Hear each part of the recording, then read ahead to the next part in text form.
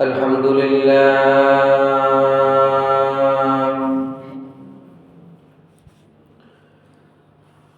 لله الذي جعل الشمس والقمر بحسبان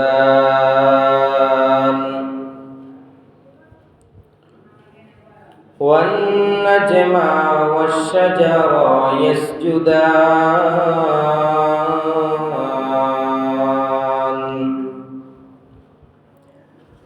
والنهر والبحر يجريان والسماء والأرض مسخران والجن والإنسان يعبدان وكل الأنعام في الدنيا تبع له وفضل زمانا على زمان كما فضل مكانا على مكان إنسانا على إنسان ونشهد أن لا إله إلا الله وحده لا شريك له ونشهد أن سيدنا وسندنا وحبيبنا وطبيبنا ومولانا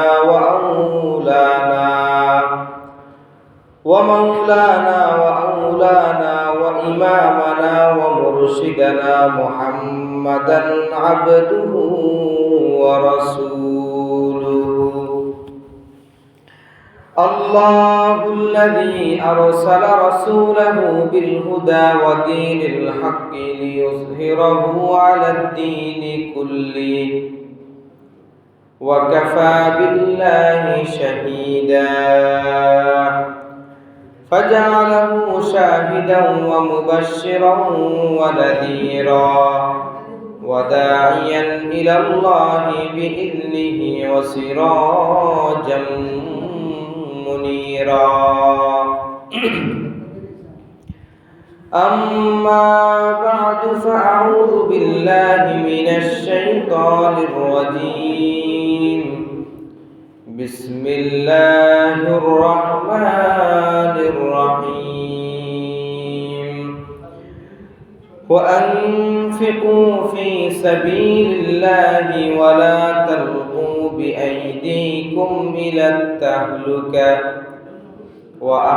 وأحسنوا وقال تعالى في مقام آخر مثل الذين ينفقون أموالهم في سبيل الله كمثل حبة أنبتت 7 سنابل في كل سنبلة 100 حبة وعن عبد الله بن مسعود رضي الله تعالى عنه قال عن النبي صلى الله عليه وسلم يقول لا حسد إلا في 2 آتاه الله مالا إلى آخر الحديث الشريف أو كما قال النبي عليه الصلاة والسلام صدق الله مولانا العظيم وصدق رسوله النبي الأمي الكريم ونحن على ذلك لمن الشاهدين والشاكرين والحمد لله رب العالمين سبحانك لا علم لنا إلا ما علمتنا إنك أنت العليم الحكيم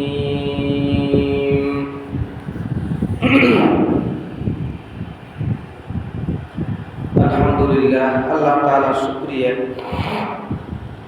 আল্লাহ তাআলা আমাদেরকে জুমার সালাত আদায় করার জন্য মসজিদে উপস্থিত হওয়ার তৌফিক দান করেছেন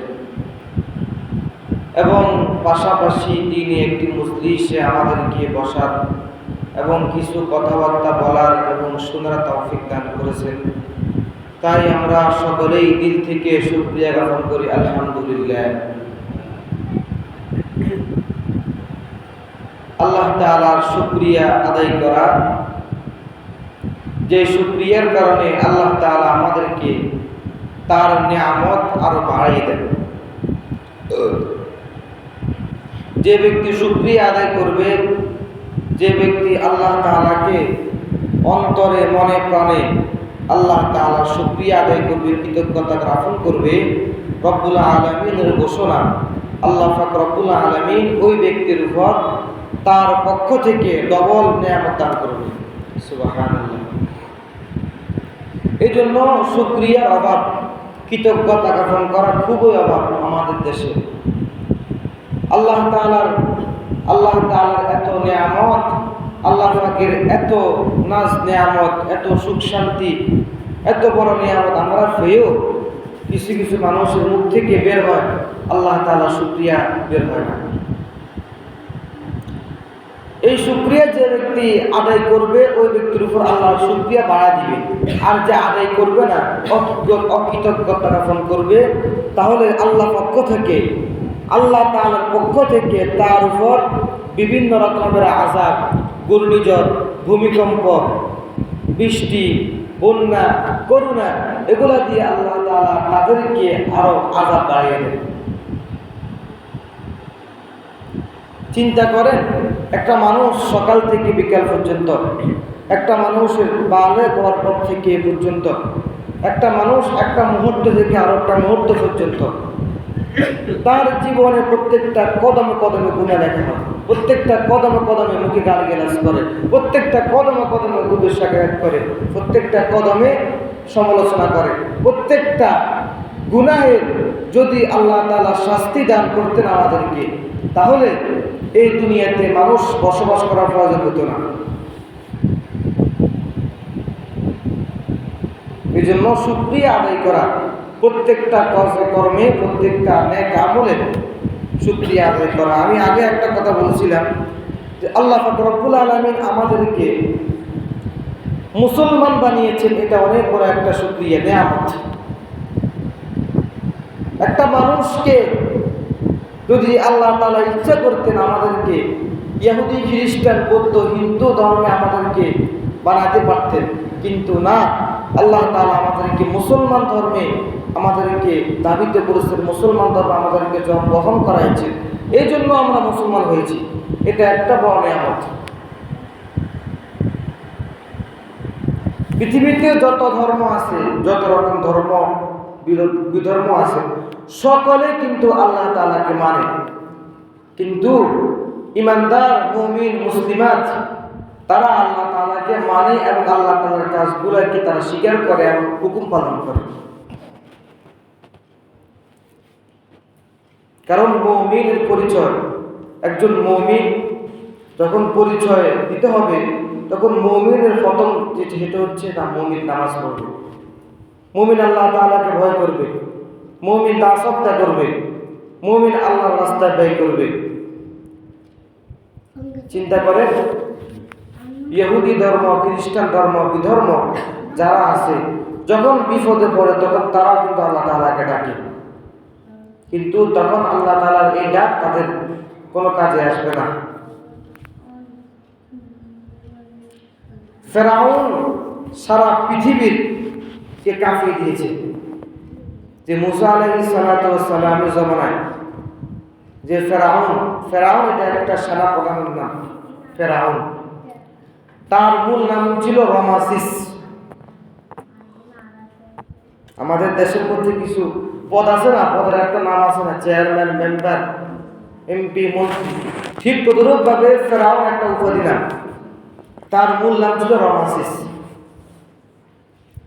একদিন হযরত মুসা আলাইহিস সালাতু ওয়াস সালাম আল্লাহ তাআলার দোয়া করতেছে, আল্লাহ, এই ফেরাউন এত কষ্ট দিতেছে আমাকে, এত পরিমাণ নির্যাতন করতেছে বনি ইসরাইলের উপর, আপনি তাকে ধরেন না কেন, আপনি তাকে পাকড়াও করেন না কেন, আপনারা আযাব তার উপর পতিত করেন না কেন?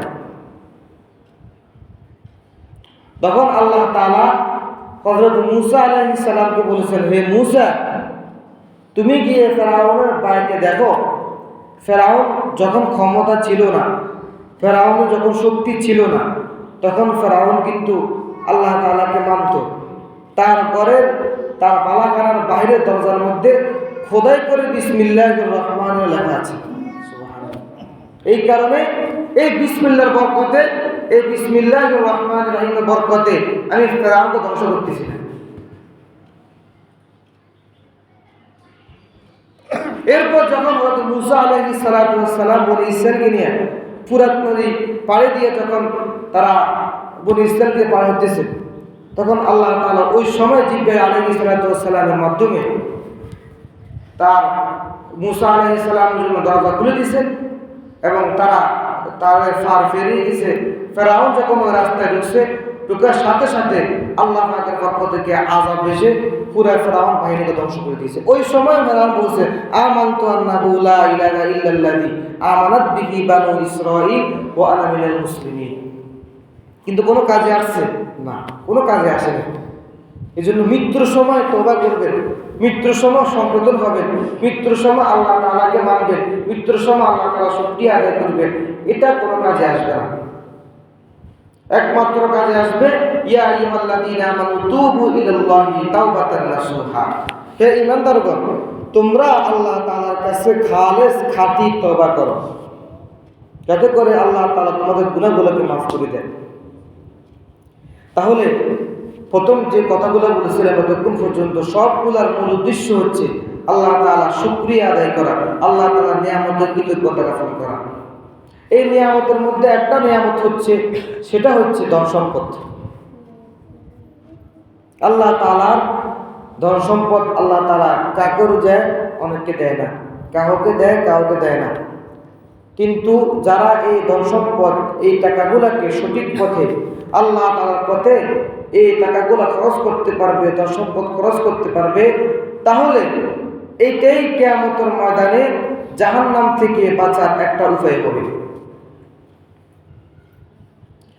যেমন আল্লাহ পাক রব্বুল আলামিন সূরা বাকারা 261 নম্বর আয়াতের মধ্যে বলেন, মাসালুল লাযীনা ইউনফিকুনা আমওয়ালাহুম ফী সাবিলিল্লাহ।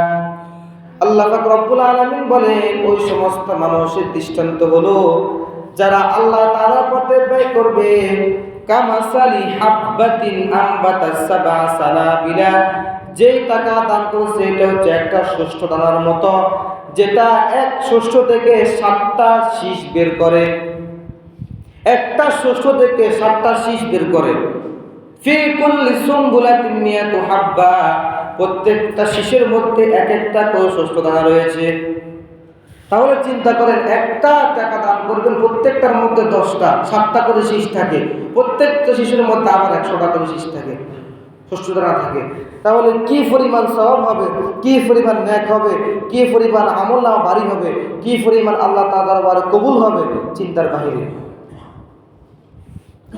এরপর অন্য আয়াতের মধ্যে আল্লাহ তাআলা বলেন, ইন তুবদুস সাদাকাতি ফানি'মা হি ওয়া ইন তুখফুহা ওয়া তু'তুহাল ফুকারা ফাহুয়া খায়রুল লাকুম। আল্লাহ তাআলা বলেন, যদি তোমরা আল্লাহ তাআলার রাস্তায় প্রকাশ্য প্রকাশ্য দান করো, প্রকাশ্য প্রকাশ্য মানুষকে দান করো, ফানি'মা হি, তাহলে এটা অত্যন্ত ভালো। একটা মানুষকে আপনি দান করবেন, একটা মানুষকে আপনি সাহায্য করবেন, আপনার এই সাহায্য থেকে, আপনার এই সহযোগিতা থেকে আপনার থেকে আরো 10 জন মানুষ উৎসাহিত হবে, যার ফলে ওই একজনের আমলনামার মধ্যে যে পরিমাণ সওয়াব হবে, যাকে দান করেছে সে সওয়াব পাবে, যারা উৎসাহিত হয়েছে তারাও সওয়াব পাবে। সুবহানাল্লাহ। তাহলে আপনি দান করছেন প্রকাশ্যভাবে, তাহলে কিছু কিছু দান আছে রাসূলুল্লাহ হাদিসের মধ্যে আসছে, আল্লাহর হাবিব সাল্লাল্লাহু আলাইহি ওয়াসাল্লাম বলেন, ক্বালা রাসূলুল্লাহ সাল্লাল্লাহু আলাইহি ওয়াসাল্লাম, আল্লাহর হাবিব বলেন, মান সাল্লা ইলাহি ফাকাদ আশরাকা। যে ব্যক্তি মানুষকে দেখানোর জন্য নামাজ পড়বে সেই ব্যক্তি শিরক করলো। ওমান সাল্লা ওমান সামা ইলাহি ফাকাদ আশরাকা। যে ব্যক্তি মানুষকে দেখানোর জন্য রোজা রাখবে সেই ব্যক্তি শিরক করলো। ওমান তাসাদ্দাকা ইলাহি ফাকাদ আশরাকা।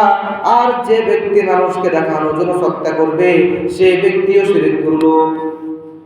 তাহলে যখন আমরা কোনো মজলিসের মধ্যে দান করব, তখন আমাদের নিয়ত থাকতে হবে আমি একজনের দানের কারণে যাতে করে আরো 20 জন, 25 জন, 50 জন যাতে উৎসাহিত হয়। তাহলে তাদের যে দান উৎসাহিত হয়েছে, এই উৎসাহিত সবটা আমি পাবো। তাহলে সব দান যদি কোনো ব্যক্তি যদি গোপন করে তাহলে তো ভালো, যেটা আয়াতের মধ্যে আসছে, ওয়া ইন তুখফুহা ওয়া তু'তুহাল ফুকারা ফাহুয়া খায়রুল লাকুম। যদি তোমরা গোপনে দান করো অথবা মানুষকে, গরিবদেরকে দান করো, তাহলে ফাহুয়া খায়রুল লাকুম, এটা তোমাদের জন্য অনেক ভালো, অনেক উত্তম। তবে যদি প্রকাশ্যে দান করো সেটাও উত্তম। কীভাবে উত্তম? নিয়ত থাকতে হবে যাতে করে আমি একজনের দানের কারণে আরো 20 জন, আরো 50 জন, আরো 100 জন, আরো 200 জন, আরো 500 জন, 1000 মানুষ, যাতে করে আমি একজনের উৎসাহিত হওয়ার কারণে সবাই উৎসাহিত হয়। তাহলে এই দানের ক্ষেত্রে আল্লাহ তাআলা কি হবে? বরকত আসবে। এখানের মধ্যে কোনো শিরক হবে না, এখানের মধ্যে কোনো রিয়া হবে না, লোক দেখানো হবে না। হাদিসের মধ্যে আসছে রাসূলুল্লাহ সাল্লাল্লাহু আলাইহি ওয়াসাল্লাম বলেন, قال رسول الله صلى الله عليه وسلم كل امرئ في ظل صدقته يوم القيامة। আল্লাহর হাবিব সাল্লাল্লাহু আলাইহি ওয়াসাল্লাম বলেন, প্রত্যেকটা মানুষ, প্রত্যেকটা ব্যক্তি কিয়ামতের ময়দানে যখন সূর্য মাথার উপর থাকবে, যখন সূর্য তার মাথার উপর থেকে এক বিপদ পরিমাণ উপরে থাকবে, গরমের উত্তাপের কারণে, গরমের তীব্রতার কারণে, জাহান্নামের ভয়ের কারণে, ফুলসিরাতের ভয়ের কারণে, হিসাব নিকাশের ভয়ের কারণে প্রত্যেকটা মানুষ পেরেশান থাকবে, প্রত্যেকটা মানুষ আতঙ্কে থাকবে। তার আমলনামা ডান হাতে আসে নাকি বাম হাতে আসে, তার আমলনামা আল্লাহ তাআলার দরবারে কিভাবে কবুল হয়, তার আমলনামা আল্লাহ পাক রব্বুল আলামিন কিভাবে তাকে আমলনামা দান করবে, ওই তাদের ভিতরে এই আতঙ্ক হবে। ওই দিন তারা দুনিয়ার মধ্যে যে সমস্ত সদকা করেছে, প্রত্যেকটা সদকা তার জন্য ছায়া হবে। ছায়া হওয়ার পরে প্রত্যেকটা ছায়ার মধ্যে তারা সেখানে আশ্রয় গ্রহণ করবে। সুবহানাল্লাহ। প্রত্যেকটা দানের বিনিময়ে আপনার জন্য কিয়ামতের ময়দানে ছায়া হবে। যে ছায়ার তলে আপনি থাকবেন, আপনার উপরে কোনো সূর্যের তাপ পড়বে না, আপনার উপর কোনো মুসিবত আসবে না, আপনার উপর কোনো পরেশানি আসবে না, বরং ওই সদকা, ওই দান আল্লাহ তাআলা দরবারে এত পরিমাণ কবুল হবে, আল্লাহ তাআলা আপনার দুনিয়া যতই গুনাহ হোক আল্লাহ তাআলা গুনাহ ক্ষমা করে আপনাকে জাহান্নাম থেকে বাঁচিয়ে জান্নাতে নিয়ে যাবে। সুবহানাল্লাহ। তাহলে আমরা দান করার জন্য প্রস্তুত আছি না নাই? আছি? দান করার জন্য প্রস্তুত আছি? দান সদকা যদি কোনো ব্যক্তি না করে, দান সদকা যদি কোনো ব্যক্তির পকেট থেকে টাকা বের না হয়, আল্লাহর রাস্তায় দান করা না হয়, তাহলে দুনিয়াতে বিভিন্ন বালা মুসিবত আপনার কাছে আসবে। অনেক সময় এরকম দেখা যায়, রাস্তার মধ্যে বিভিন্ন রোডে অ্যাক্সিডেন্টের থেকে সামান্য জন্য আপনি বেঁচে গেছেন, অর্থাৎ আর যদি একটু এক ইঞ্চি পরিমাণ আপনার এইদিকে পড়তো আপনি পুরো শেষ হয়ে যেতেন। কিন্তু আল্লাহ তাআলা হতে পারে আপনার কোনো দানের কারণে, কোনো সৎকার কারণে আল্লাহ তাআলা আপনাকে রক্ষা করছে। এই দান সৎকার ফজিলত বর্ণনা করা শেষ হবে না। রাসূলুল্লাহ সাল্লাল্লাহু আলাইহি ওয়াসাল্লাম যখন কিছু প্রয়োজন হতো জিহাদের জন্য অথবা ইসলামের জন্য, দ্বীনের জন্য, কোনো ধন সম্পদের টাকা পয়সা, যখন রাসূল ঘোষণা দিতেন কার কাছে গিয়ে পরিমাণ তোমরা আমার কাছে নিয়ে আসো, সঙ্গে সঙ্গে সাহাবায়ে কেরাম নিজের ঘর থেকে সব নিয়ে চলে আসতো আল্লাহর রাস্তায় দান করার জন্য, আল্লাহর রাস্তায় ব্যয় করার জন্য, আল্লাহর রাস্তায় যাতে করে নিজেদের জান মাল সব ব্যয় করতে পারে, এই আশায় আকাঙ্ক্ষায় সব কিছু তারা আল্লাহ তাআলা দরবারে নিয়ে আসতো, আল্লাহর হাবিবের দরবারে নিয়ে আসতো। কিন্তু তাদের ভিতরে, তাদের মধ্যে ধনী ছিল, অর্থাৎ ওসমান রাদিয়াল্লাহু তাআলা আনহুর মতো ধনী সাহাবায়ে কেরামের মধ্যে কেউ ছিল না। তিনিও তার সব কিছু আল্লাহর রাস্তায় ব্যয় করে দিয়েছেন রাসূলের সামনে, যে রাসূলুল্লাহ জান দিয়েছি, মাল দিয়েছে, সব আপনার জন্য কুরবান, আমার জান মাল সব থেকে আপনার বিষয় আমার কাছে প্রিয়। হাদিসের মধ্যে আসছে রাসূলুল্লাহ সাল্লাল্লাহু আলাইহি ওয়াসাল্লাম বলেন, লা ইউমিনু আহাদুকুম হাত্তা আকুনা আহাব্বা ইলাইহি মিন ওয়ালিদিহি ওয়া ওয়ালাদিহি ওয়ান নাসি আজমাইন। আল্লাহর হাবিব সাল্লাল্লাহু আলাইহি ওয়াসাল্লাম বলেন, তোমাদের মধ্যে কোনো ব্যক্তি পরিপূর্ণ ঈমানদার হবে না ততক্ষণ পর্যন্ত আমি আল্লাহর হাবিব, আমি মুহাম্মদ সাল্লাল্লাহু আলাইহি ওয়াসাল্লাম তার কাছে তার পিতামাতা, তার সন্তান সন্ততি, তার স্ত্রী এবং দুনিয়ার সমস্ত মানুষ, দুনিয়ার সব কিছু চাইতেও যখন আমি প্রিয় না হব। তাহলে দুনিয়ার সব কিছু থেকে রাসূলকে বেশি মুহাব্বত করতে হবে, এটা ঈমানদারের একটা পরিচয়। যখন রাসূলকে মুহাব্বত করব তখন আল্লাহর ভয় আমাদের কাছে আসবে। যখন আল্লাহকে ভয় করব তখন আমরা পরিপূর্ণভাবে একজন ঈমানদার হিসেবে আমরা পরিগণিত হব। যেমন আল্লাহ তাআলা সূরাতুল আনফালের মধ্যে 2 নম্বর আয়াতের মধ্যে বলেন, ইন্নামাল মুমিনুনা আল্লাযীনা ইযা যুকিরাল্লাহু ওয়াজিলাত কুলুবুহুম ওয়া ইযা তুলিয়াত আলাইহিম আয়াতুহু যাদাতহুম ঈমানান ওয়া আলা রাব্বিহিম ইয়াতাওয়াক্কালুন। আল্লাহ তাআলা বলেন, নিশ্চয় মুমিন তারাই ইযা যুকিরাল্লাহু ওয়াজিলাত কুলুবুহুম, যখন আল্লাহ তাআলার আলোচনা করা হবে তখন তাদের অন্তর ভীত হবে। ওয়াজিলাত কুলুবুহুম ওয়া ইযা তুলিয়াত আলাইহিম আয়াতুহু, যখন আল্লাহ তাআলার বাণী বর্ণনা করা হবে তখন তাদের ঈমান বৃদ্ধি হবে। ওয়া আলা রাব্বিহিম ইয়াতাওয়াক্কালুন, এবং তারা সর্ব অবস্থায় আল্লাহ তাআলার উপর ভরসা করে। তাহলে ঈমানদারের পরিচয় এখানে 3টা পেলাম। এরপর আয়াতের মধ্যে আরো 2টা আছে ঈমানদারের পরিচয়। আল্লাহ তাআলা বলেন, আল্লাযীনা ইউকিমুনাস সালাতা ওয়া মিম্মা রাযাকনাহুম ইউনফিকুন। 4 নম্বর পরিচয় হলো যারা নামাজ পড়বে, নামাজ কায়েম করবে। নামাজ পড়া না, নামাজ কায়েম করা, নামাজকে প্রতিষ্ঠিত করা, পরিপূর্ণ নামাজ আদায় করা। নামাজ কায়েমের কয়েকটা দিক থাকতে পারে। নামাজ কায়েমের অর্থ হলো শুধুমাত্র ফরজ পড়বেন, সুন্নত বিতির পড়বেন না, শুধুমাত্র জুমার সময় নামাজ শুধুমাত্র জুমা পড়ার জন্য আসে। পুরো সপ্তাহ খবর থাকে না নামাজের, পুরো সপ্তাহ মুস্তির খবর থাকে না, তো জুমার সময় আসে মানুষকে দেখানোর জন্য, বস শুধু ফরজ নামাজ 2 রাকাত পড়ে গেট আউট, এর থেকে মুসলিম বের হয়ে যায়। তাহলে এটা কি আপনার জন্য কি জুমা কি শুধু ফরজের জন্য আসছে? না। একজন ঈমানদারের পরিচয় একটাই, সেটা হলো যখন আপনি ফজর নামাজ পড়বেন তখন আপনি জোহর নামাজ পড়তে মন চাইবে, যখন জোহর নামাজ পড়বেন তখন আসর পড়তে মন চাইবে, যখন আসর পড়বেন তখন মাগরিব পড়তে মন চাইবে, যখন মাগরিব পড়বেন তখন এশা পড়তে মন চাইবে। এটা হচ্ছে ঈমানদার আল্লাহর প্রকৃত আশিকের একটা পরিচয়। এখন পুরো সপ্তাহ খবর নাই, মসজিদে আসার কোনো খবর নাই, নামাজের কোনো তাওয়াক্কা নাই, নামাজ মধ্যে দেখে আর অমনোযোগী, কিন্তু জুমার সময় আসে শুধুমাত্র ফরজ 2 রাকাত পড়ে বাস চলে যায়। তাহলে এই 2 রাকাত আপনি মসজিদে কেন আসছেন? এটা তো ওয়াজিব, জুমার নামাজ পড়া ওয়াজিব আর 5 ওয়াক্ত নামাজ পড়া ফরজ। আপনি ফরজ বাদ দিয়ে ওয়াজিব পড়েন কেন আসছেন মসজিদে? সুন্নত তো পড়াই না। তাহলে 4 নম্বর মুমিনের পরিচয় হচ্ছে নামাজ কায়েম করা, পরিপূর্ণ নামাজ কায়েম করতে হবে।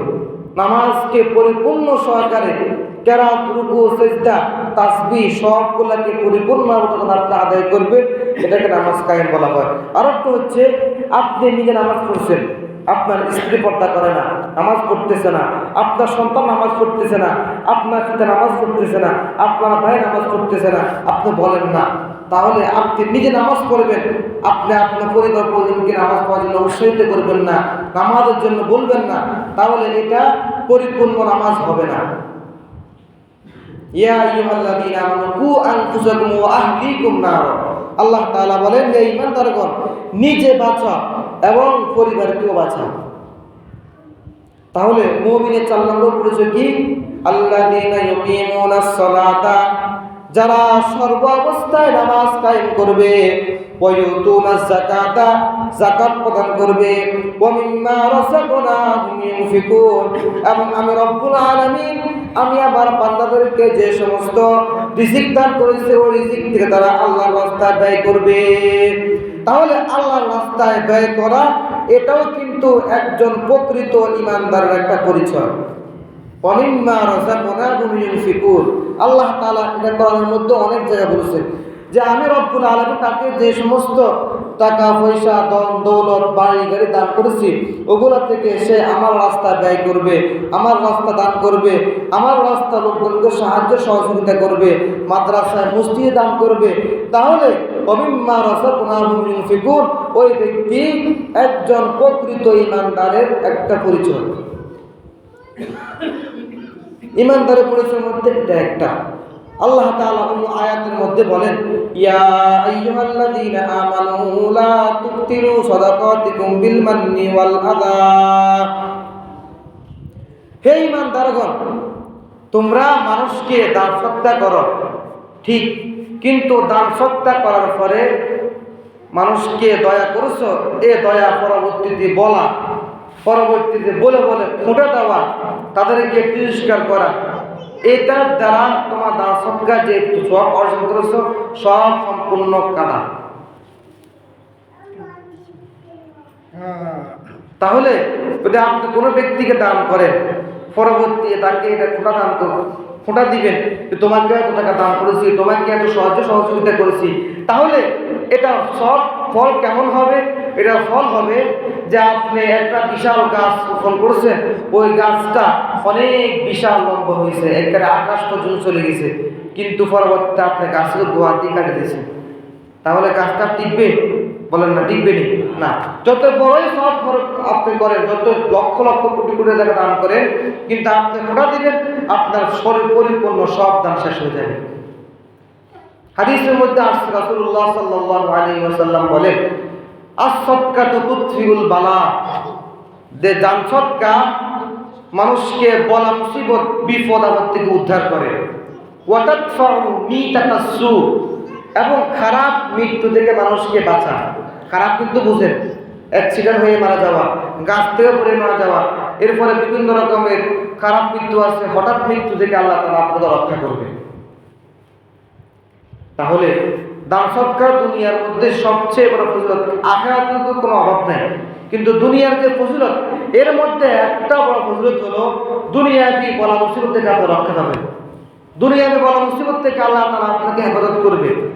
দুনিয়াতে আপনি 1 টাকা দান করেছেন মসজিদের মধ্যে, 2 টাকা দান করেছেন মাদ্রাসার মধ্যে, এই টাকাগুলা যতদিন পর্যন্ত এটা আল্লাহর রাস্তায় ব্যয় হবে ততদিন পর্যন্ত আপনার মৃত্যুর পরে এই টাকা অটোমেটিক সব যেতে থাকবে কবরের মধ্যে। তাহলে ইনশাআল্লাহ আমাদের বয়ানের উদ্দেশ্য হলো, আজকের পরিপূর্ণ উদ্দেশ্য হলো দান সৎকার। দান সৎকার করলে দুনিয়াতে প্রথম যে ফজিলত সেটা হচ্ছে আল্লাহ তাআলা খারাপ মৃত্যু বলা মুসিবত বিপদ থেকে আমাদেরকে হেফাজত করবে। আর আখিরাতের তো কোনো অভাব নাই। আখিরাতে আল্লাহ তাআলা ইচ্ছা করলে এই দামের উসিলায়, এই টাকার উসিলায় আল্লাহ তাআলা হয়তোবা আপনাকে দুনিয়াবি সমস্ত গুনাহ মাফ করে জাহান্নাম থেকে বের করে জান্নাতে নিয়ে যাবে। সুবহানাল্লাহ। তাহলে ইনশাআল্লাহ আমরা সবাই ওয়াদা করি, আমরা আজকে থেকে অন্তত কমপক্ষে হলো অল্প হোক বেশি হোক সবাই দান করার প্রস্তুত আছেন তো? ইনশাআল্লাহ সবাই দান করবেন, অন্তত 5 টাকাও দান করবেন, 10 টাকাও দান করবেন। প্রতিদিন না পারেন অন্তত 1 সপ্তাহে শুক্রবারে জুমার সময় দান করবেন, 1 সপ্তাহ না পারেন অন্তত মাসে একবার দান করবেন। এই দানের দ্বারা আল্লাহ তাআলা আপনাকে বহুত বলা মুসিবত থেকে আপনাকে রক্ষা করবেন। তাহলে আল্লাহ তাআলা আমাদের সকলকে কথাগুলো বুঝার এবং কথাগুলো আমল করার জন্য তৌফিক দান করুন। ওয়া আখির দাওয়ানা আলহামদুলিল্লাহি রাব্বিল আলামিন।